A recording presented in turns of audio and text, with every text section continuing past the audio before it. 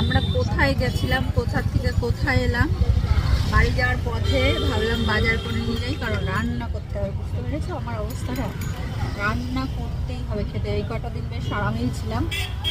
তো আমি কিনেছি দেখো টমেটো, গাজর, বিট, তারপরে স্যালাডের সব, কারণ আমার স্যালাড বানাতে হবে, আর সিম, আর বর গেছে মাছ আনতে, মাছের ঝোল। বলেছি মাটন নিতে, বললো মাটন নাকি 300 আছে যেখানে আমরা নিই, 300 মাংসতে হবে না, এই জন্য মাছও হবে। দেখি মাটনটা যদি একটু এদিক ওদিক করে ম্যানেজ করা যায়। চলো, এখন আর কোনো কথা হবে না, বুঝেছো তো?